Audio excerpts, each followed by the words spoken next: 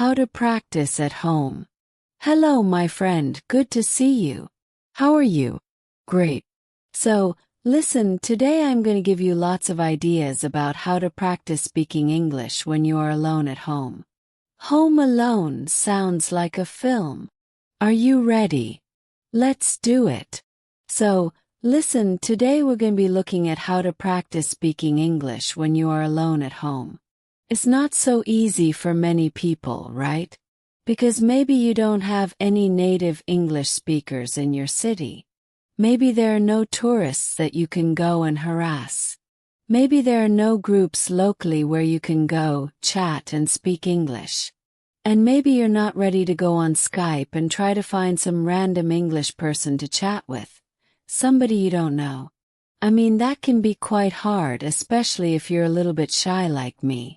So, what I want to do today is share with you lots of ideas about how you can practice speaking when you're on your own at home alone. Right. But now, if you do know me, you may be thinking, what's that strange orange block over there? That wasn't there before. True. And this is my meditating mat, sometimes where I sit and meditate. Sometimes I don't sit on the wall. I'm just tidying at the moment, so I couldn't find a place to put it. So right now it's over there. The truth about speaking is that, yes, you can watch videos, you can watch films, you can listen to podcasts. All of that is great. But at some point you need to start speaking. You can speak on your own, but also later you'll need to start interacting and practicing speaking with people. But that's not always easy to do. So right now, today, I'm going to focus on some really practical, simple activities you can do when you're on your own at home to start practicing speaking. The first technique is called speak into the mirror. And this is really useful, but it's really simple, right? It's easy because you can do this first thing in the morning when you're brushing your teeth. Or, well, you can't speak and brush your teeth, but just before you brush your teeth. And in the evening before going to bed when you wash your face. What do you mean you don't wash your face in the evening? Why not? My mother always told me, make sure you wash your face, clean behind your ears, wash your neck, scrub your neck. Yeah, wash your face before you go to bed. Takes all the dust and pollution off your face, apparently. Anyway, that's a great time that you can do it, and this is good because the key to learning and preparing for IELTS is habit, right? If you can attach your learning to an existing habit, brushing your teeth or washing your face, then it makes it much easier. Now, I used to do this when I was learning Chinese. In the morning after brushing my teeth, I would just have a few sentences talking about what I'm going to do today in the future, right? Speaking Chinese. Today I'm going to go to the park. I need to go to the supermarket. I'm going to buy some vegetables. I'm meeting Jack at 6 o'clock. I might go to the cinema. All in the future. Brilliant. And then at the end of the day you can talk about what you did or what you have done.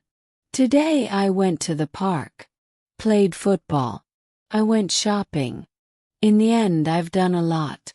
It has been a good day, right? Past tense, present perfect as well. So you can see it's actually great to practice different tenses. It's a bit like writing your diary at the end of the day, right? Which is also a great way to practice writing. But this is speaking in front of the mirror. It's nice, it's reflective learning in many ways. Okay, moving on. The next one I call collocation fun, right? Collocations are words that are often used together, like we talk about heavy rain. In English we don't say big rain, there's big rain. No, there is heavy rain. So these are collocations. Collocation fun is where we're going to practice speaking using a very common teaching method, really based on the task-based approach to teaching. It's based on prepare, practice, present. So we'll be preparing the words, the collocations, practicing sentences, and then presenting a whole talk.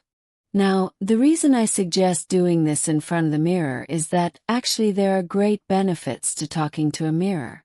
First of all, mirrors don't answer back like young children or wives. But apart from that, when you're speaking in the mirror, you can look at your mouth and see the kind of movements that you're making, which is great. It's useful for pronunciation. You can also check your body language. You may be surprised to see that you speak like that without ever moving your arm, or that you suddenly realize, I'm doing this all the time. That's fine, but being aware of your body language can be quite good. And also, you feel like you're talking to someone. Many people I know, and this happened to me, I practiced for a long time with a book. And when I went to speak to somebody in the foreign language, it was like a shock seeing this face in front of me. Oh my God! But practicing with a mirror, you get used to a face in front of you, right? So it does help. So let's look then.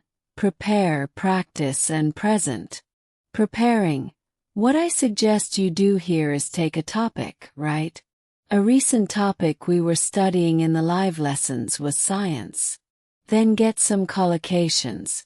You can use your course book if you want. You can get onto the internet, or you can go to my channel and watch other content like How to Learn English, My Struggle to Learn English, and others, etc.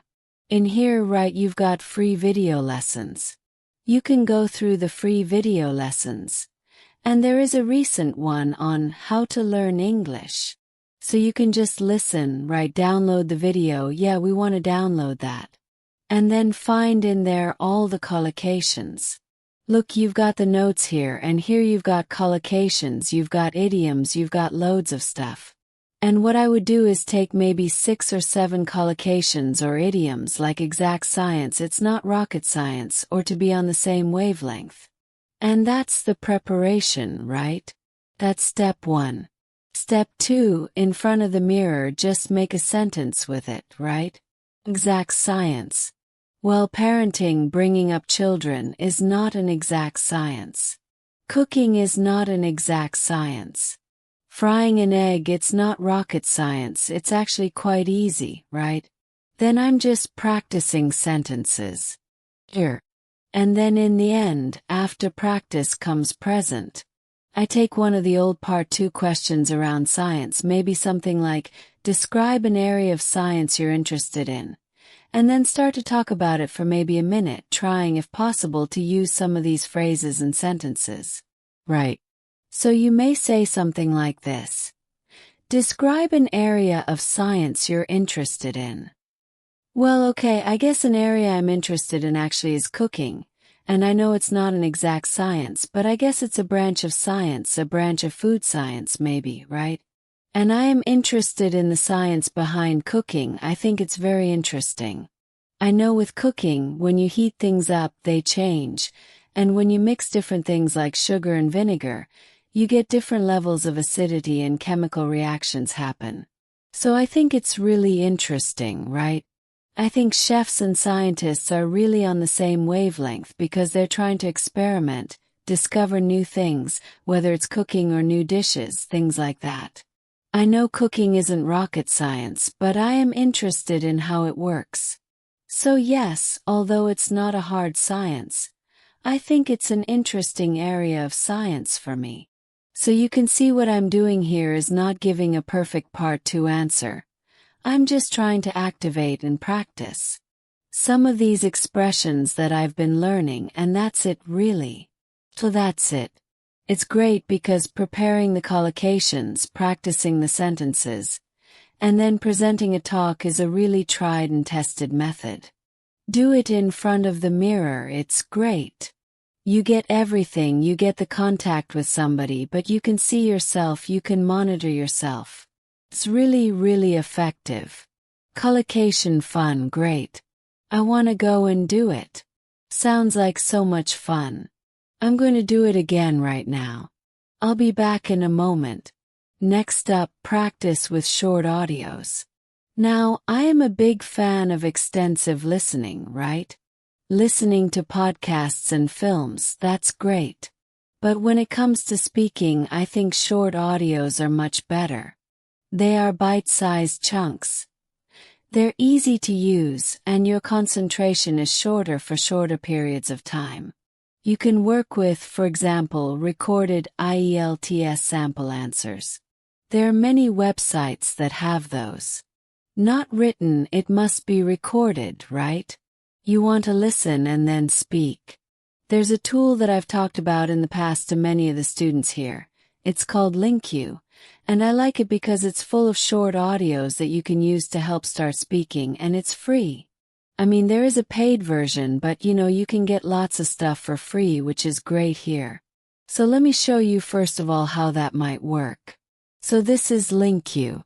Okay, I'm not going to explain how it works. You can find that out once you sign up for free. But basically, there's a library.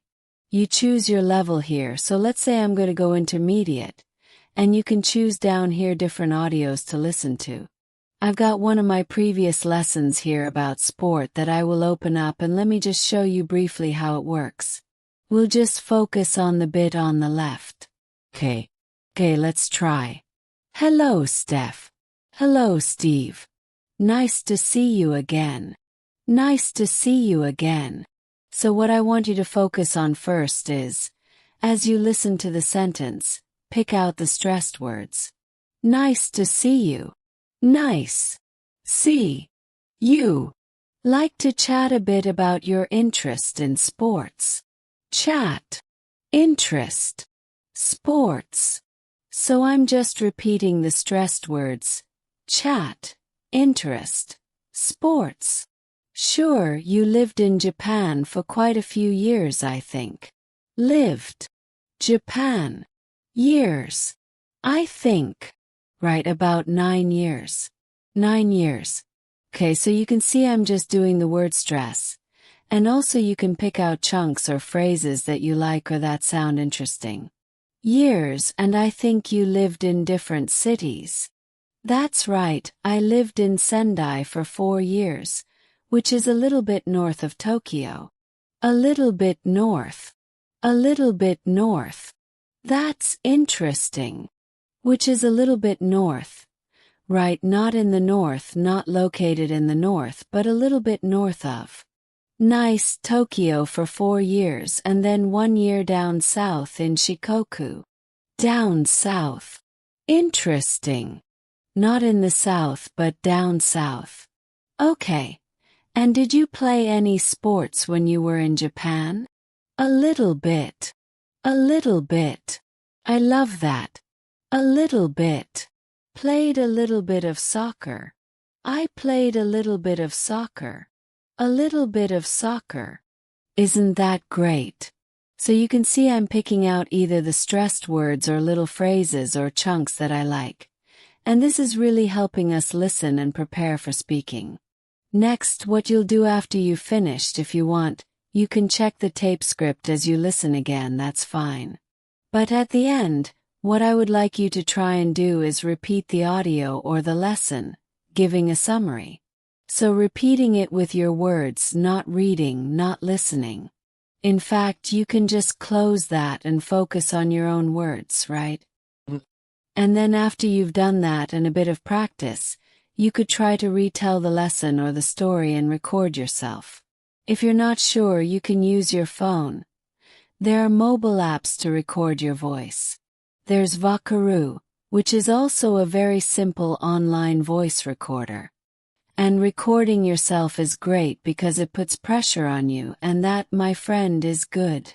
Also, you can then, once you've listened back, go and compare your recording to the original lesson or story with a tape script and see if it's different. Did you make a mistake? Instead of saying a little bit of football, did you say a little bit football? Or did you use different collocations, right? Instead of individualized sports, did you say personal sports or something different? That noticing again puts pressure on you, which is great, and it also helps you notice language. Noticing language is a kind of feedback which is essential to improve. So that's it.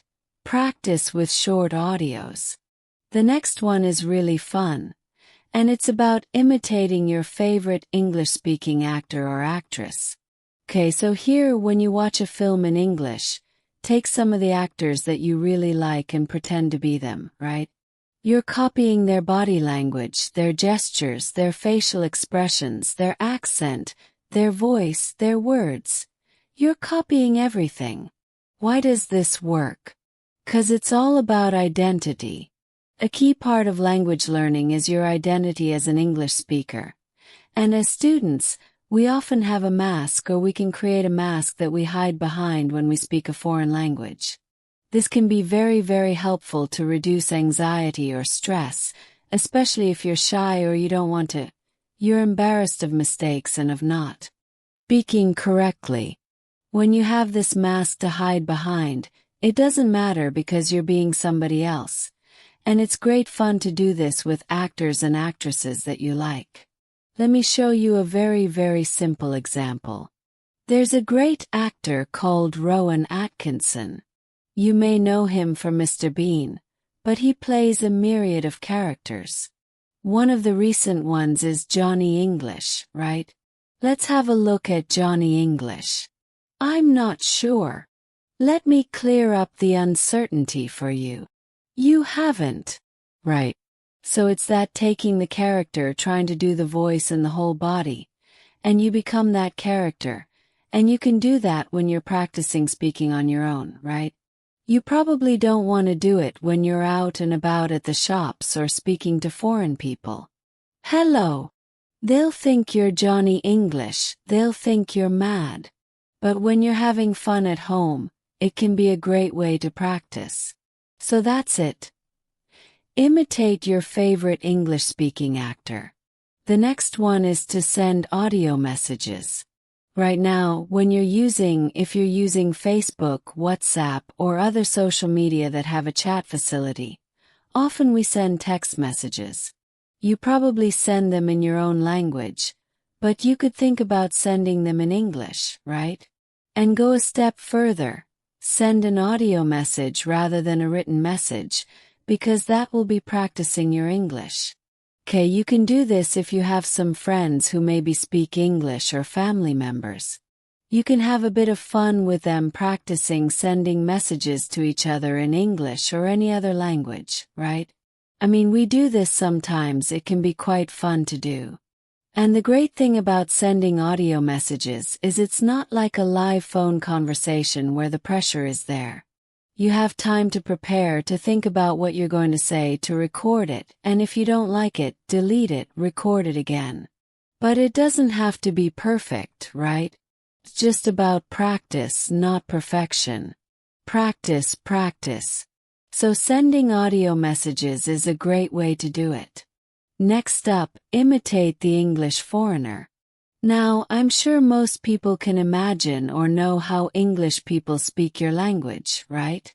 If you've got tourists or you've met people from other countries who speak your language, how do the English people speak your language? Take that sound, that accent, and start to use it. So, for example, let's imagine I'm Spanish, right? And I'm thinking, so, how do English people speak Spanish? Right, they don't speak perfectly. They speak with an English accent, right? So the Spanish person would try and speak Spanish with the English accent, right? And then switch to English but keep that accent. Hello, how are you? I'm fine, thank you. Can you hear that? The same pronunciation and accent. It's easy to switch, and suddenly my English sounds English. Sounds great, right? That's it. I'm doing an example with Spanish, but you could do it with any other language, right? Think how English people speak your language with that accent, and then switch to English, keeping that British accent or English accent or American accent. It really can be quite useful and fun to boot. Great. Now the next idea is shadowing, of course, a shadow, right? The sun is shining down on the floor behind you, you have a shape the same as you, right? Dark. That's your shadow. The sun leaves a shadow, you leave a shadow. And to shadow someone is to follow somebody. So if I shadow you, it means I'm following you. Sometimes detectives will shadow suspicious people, right? Now, in language, when we shadow somebody, it can be just to repeat them, but you're very close behind them, right?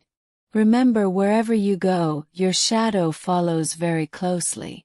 So here, the thing to do is to find a short audio and to listen for maybe a minute and then repeat almost on top of the voice, but maybe a fraction of a second behind them.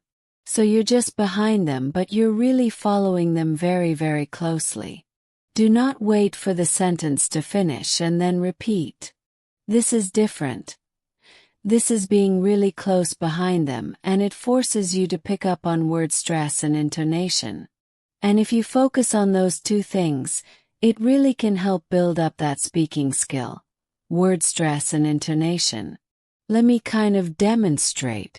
So we've taken from QPS or QIPs a little audio. First of all, I recommend you listen to the minute completely so you've got an idea of what it's about. And I've already done that because I'm well prepared. And then the second time you listen and shadow. Let me show you how close we are behind it. I'm going to use my phone so you can hear properly. So, Jeremy, let's get into it. Talk about art, how to talk about movies and music, and the kind of artwork that enriches our lives. This topic was suggested to us by one of our listeners, and she sends us email, which I will read for everybody now. It says, "Okay, I think you get the idea, right? So it's different from wait, listen, and repeat. It's shadowing, following closely.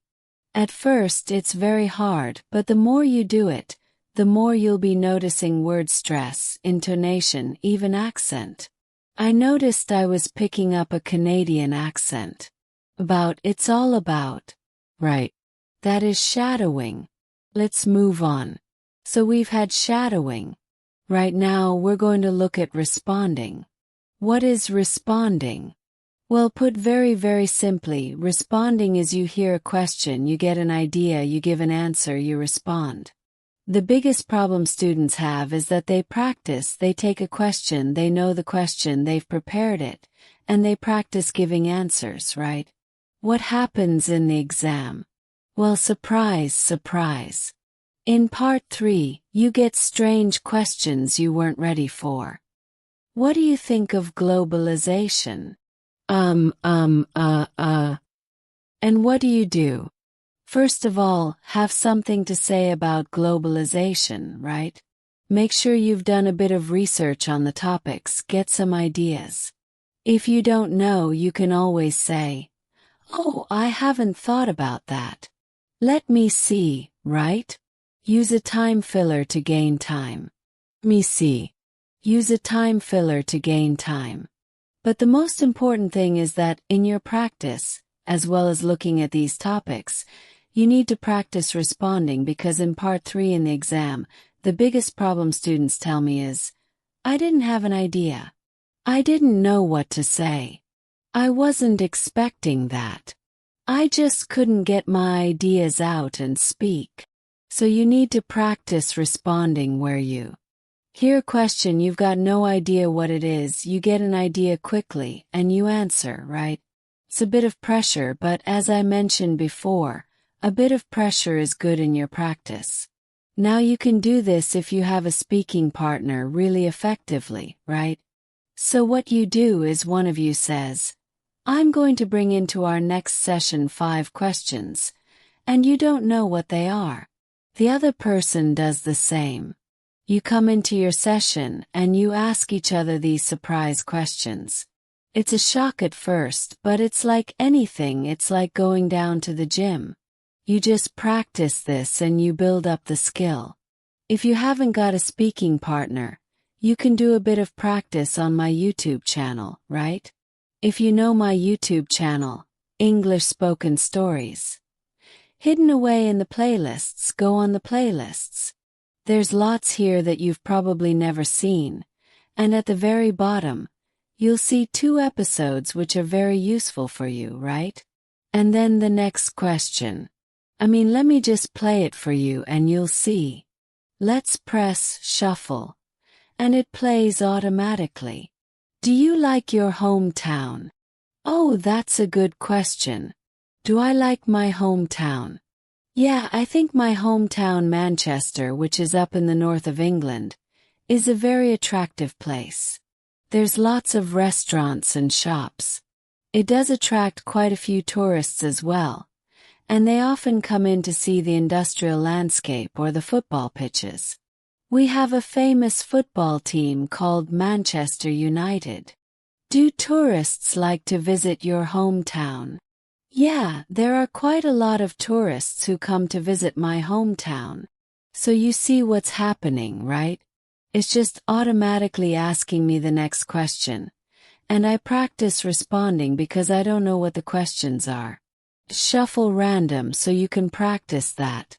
You can also make your own, right? Set up your own YouTube channel. Don't worry about people finding it, they rarely do. And you just put some questions up with a gap for the answer, and then shuffle and Bob's your uncle. Fantastic. That's it. The next suggestion is describe what you are doing. And I know a lot of teachers suggest this as a way of thinking in English, right? So when you're out and about, when you're out and about, maybe in the park and you're seeing different things, you describe what you see. Now, I suggest you start with words, right? So there you are out and about in the park and you see, oh, bicycle, person, path, trees, bag, woman, phone. And you're using words, right? And then, right as you're walking around the park, you make collocations, little chunks of language, right? Riding a bike, a long path, a cluster of trees, the woman glued to her phone, picnic, having a picnic, maybe, right? And then you go on to make sentences. Okay, this is a bit like that prepare, practice, present we mentioned earlier. So you're going from words to collocations to sentences, right? Oh, there's a man strolling in the park. There's a woman riding a bike, and also there are lots of trees. There's a woman glued to her phone, and she looks like she's about to have a picnic. And you go on and on and on, right? Great. You can do it in any context. You can do it at home or when you're out at the shop, wherever. Now you may think and you may say, yeah, but Ariel, you can't go around the streets talking to yourself. People will think you're mad. Well, yes and no, right? Nowadays, put these on, right? Nowadays, people walk around and they're on the phone and like, hello? Yeah, John, yeah, I'm in the park actually. Yeah, it's lovely. There's a man strolling over there. There's a woman riding a bicycle. Yeah, I'm good. How are you? Right. That's perfectly normal to be talking to yourself in the streets, right? And if you're not comfortable with that, you can pretend that you're Johnny English, right? Pretend you're a spy. Hello, yes, there's a man walking along a path. There's a woman riding a bicycle. And I think there's a woman glued to her phone. And she's about to have a picnic. Call in the police. Get Johnny English. Pretend to be a spy, I don't know. It's very, very normal, but the key. Speak out and go from words to collocations to sentences. Great practice. You can do it at home as well. I'm talking about getting some fresh air. Nowadays, that's not so easy, right?